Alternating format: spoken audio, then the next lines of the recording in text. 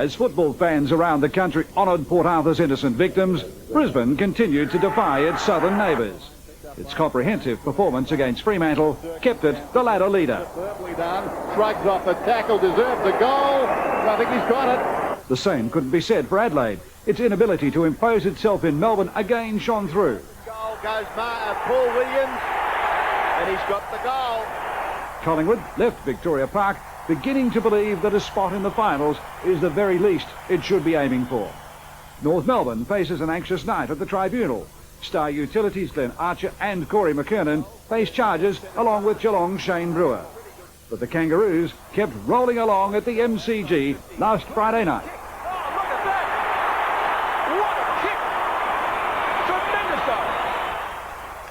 Good evening and thanks for joining us on Football Feedback. I'm Tim Lane.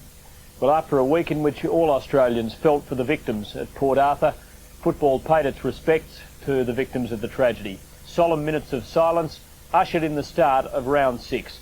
And what a round it turned out to be. Friday night's clashes were epics.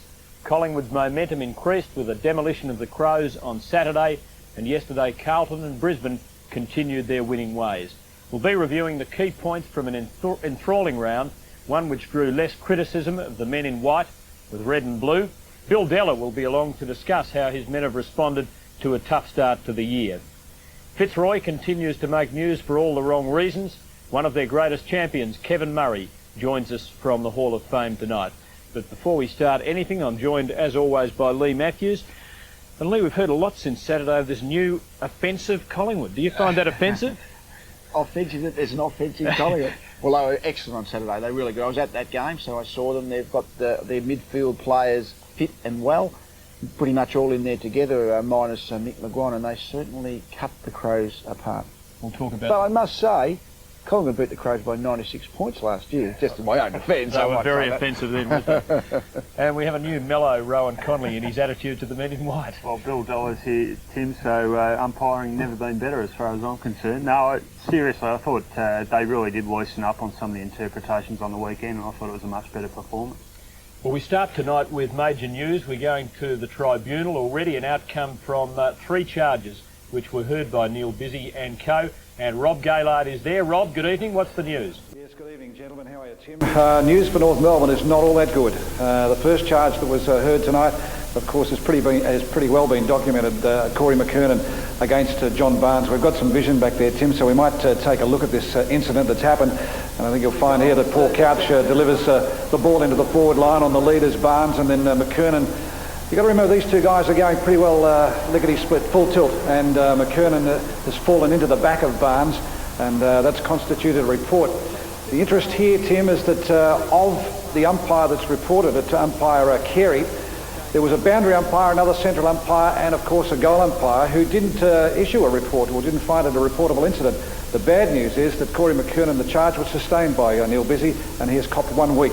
Out of that comes, of course, the saga for Corey McKernan. Perhaps he might have won the Norwich Rising Star, who knows, for an indiscretion. Now all of a sudden the Brownlow favourite. The Brownlow is no longer, an aim of his. So bad news for Corey on two counts virtually, Norwich Rising Star and also Brownlow.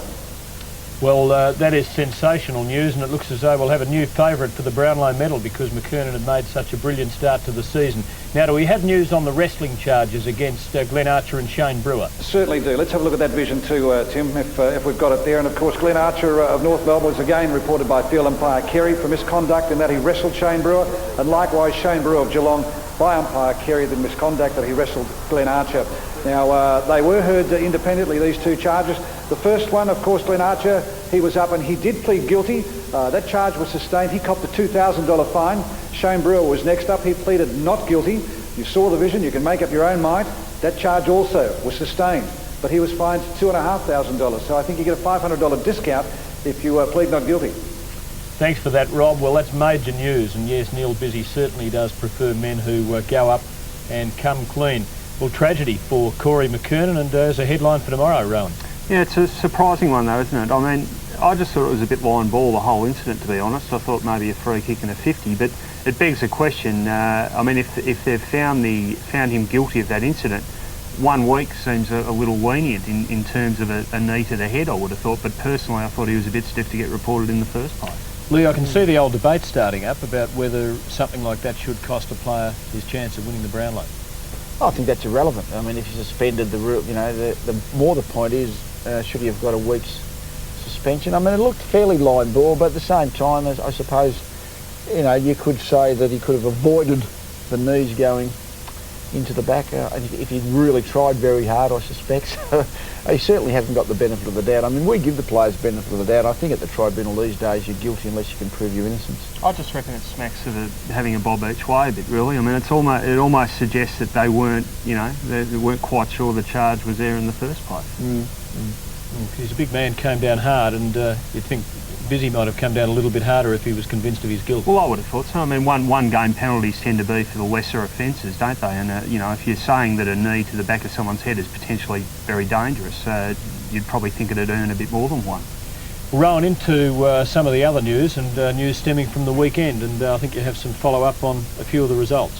Yeah, well, Essendon's season's probably almost at the crossroads now, you'd say, really. I mean, we've got some figures here that we're going to put up on the screen, and they've been outscored by a total of 19 goals in the second half of their matches this year by their opponents, and fairly revealing figures really when you have a look at it. I think they've only won one of their last 9 second halves, and some of the fades out have been very dramatic. I mean, Friday night in Sydney they were 29 points up with 10 minutes to go and just hung on for a draw.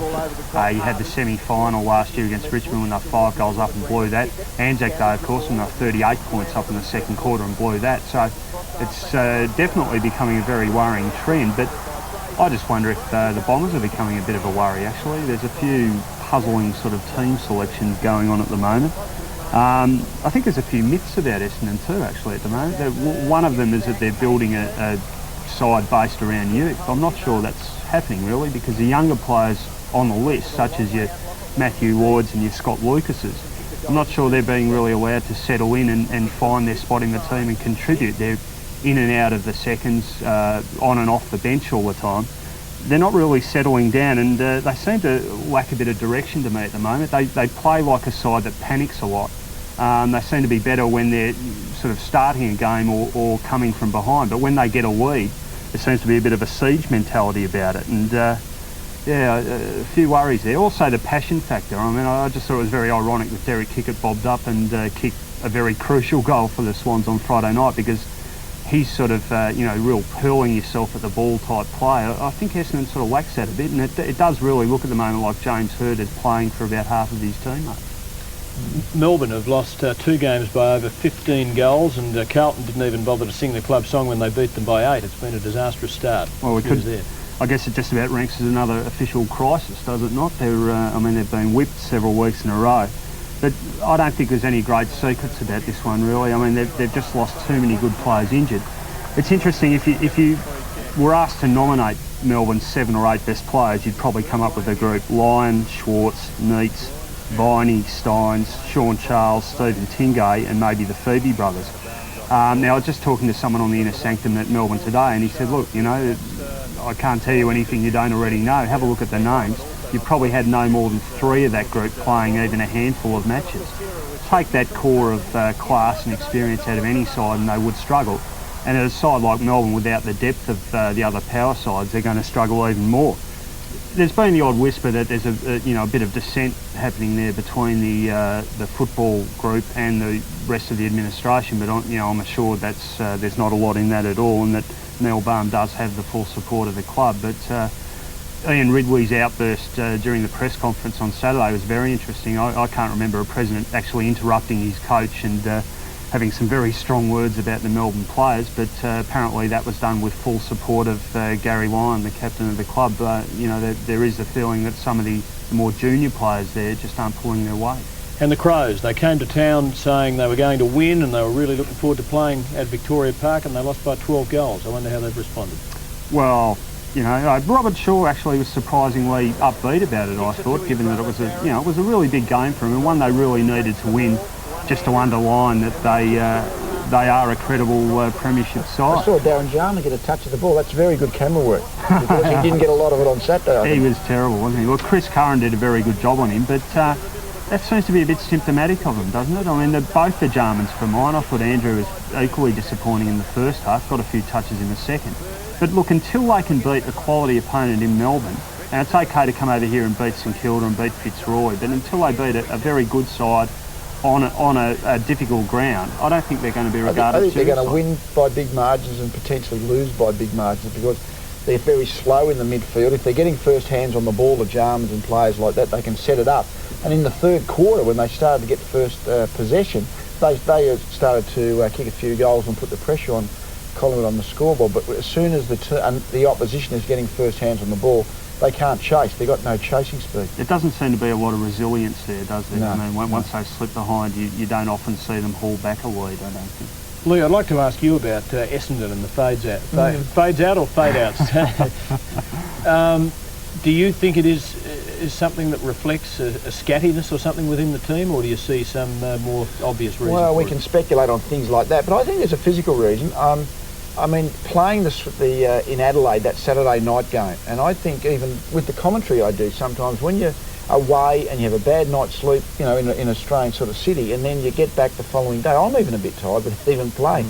And when Essendon played the Crows that night and came up against Collingwood 5 days later, I mean, they were gone halfway through the second quarter against Collingwood, even though they were leading. And all the athletic trainers will say that once you've flattened yourself, it takes a break and months to come back. And just maybe Essendon, that is playing these numbers of games in a short period of time, another interstate venue last Friday night and a short week this week, it's been a horrid draw, I think, physically, and I think there's physical reasons to support what's actually happening. Young Shannon Grant, and this is a good sign for the Swans, apparently was instrumental in their great fight back in the last quarter. He was fantastic, wasn't he, Lee? I mean, they've got a great blend there now, I reckon, of you've got Lockett, you've got Derek Kickett, you've got Paul Roos, Paul Kelly, great experience, and at the bottom end, just these young kids who just keep bobbing up. And Shannon Grant, here we go here, I mean, inspirational stuff in the last quarter. And he really had a bit of a dip all night, I thought, and really fired them up. I think we've seen the emergence of a very, very good young player. And I mean, in the years ahead, once he gravitates to the midfield, I think he may well be one of those, better on ballers around too. But it's also the sense of, you do get that sense of passion with some of their younger players. I mean, you go back to Essendon in '93, I mean, it was pivotal to their success, I think, that group of baby bombers who came in and they really played with that zest all year. It's not happening with them now, and Brisbane and Sydney, the sides that are doing well, they do have it. Yeah, let's say Essendon should have been 10 goals in front. I mean, they had that many more scoring shots, and I still don't know how the Swans, given where they were at the 10-minute mark of the last quarter, Essendon had forged clear and just looked like they were going to win it by anything. And somehow or other the match turned around. It was just, wouldn't have predicted that to happen halfway through the last quarter. A couple of incidents from the match, and I know on radio we had a number of calls about the Tony Lockett, Dustin Fletcher incident, with Fletcher being sent over the fence. Let's have a look at it again. Plugger pursuing hard and with great determination, but was that necessary, and should it have been punished? We have been told that there'll be no video charges from the match. Fletcher came out of it with blood coming from the forehead, which forced him from the ground. It was a bit careless by Plugger, wasn't it? But I don't know how he cut his head. He must have on the cut seat, it on the thermos, on the seat there. on someone's wicker basket. Injury Cannot. inflicted by a thermos. Yeah. What did you make of it, Lee? Well, I mean, it was a little bit on the boundary line. Probably dangerous. Yeah, a little bit dangerous. I mean, they were going full pelt for the fence, and they were going to be doing well to avoid the fence anyways on the Sydney ground, which is not a long way in. And that little extra shove certainly put him right over the fence, didn't it? It probably begs the interesting question about standardising not only grounds but the space between the fence and the boundary line. We had the Matthew Richardson incident up in Sydney last year, but I mean, if players are playing more regularly on grounds where there's more space between the boundary line and the fence, to suddenly ask them to adjust all their bearings for another ground, maybe we should be thinking about that a bit more. And perhaps one for Bill Della when he joins us in a little while. Scott Cummings lining up from the angle. Should he have been called for having played on, because he was cribbing around, just sneaking inboard a little bit after initially being out. We didn't quite see the lead into that, but I think initially he was set up on a much worse angle than he made of it. Well, actually, and also when he took the mark in the first place, he should have just turned around and tapped it over the goal line. Would have been a problem, but it didn't help him at all, did it? Those kicks from that angle are much harder than they look. You get scared of the right-hand goalpost. Most players slightly kick the ball from right to left. That's a very slight hook, and there's a feel of that right-hand goalpost, I think, even though it's a very easy kick if you can put that out of your mind, and I think he got a bit that way. I'm no body language expert, but as soon as he started walking back, I thought, trouble here. He didn't look too confident to me. Yeah.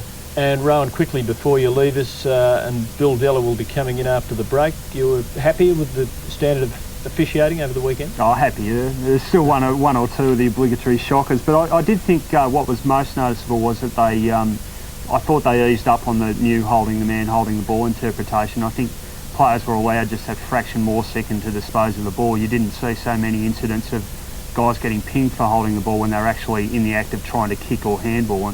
And yeah, I think, look, fewer free kicks are better as far as I'm concerned, and I thought it was a step in the right direction on the weekend. I'll argue the toss on that with you one day when we've got a bit more time, because I actually thought the game at the MCG yesterday degenerated because of an almost paralysis by the umpires, particularly in the second quarter, but we'll save that for another rainy day like yesterday. We'll pause. Rohan Connolly from the Sunday Age joining us each week in Football Feedback, and we'll be back with more shortly.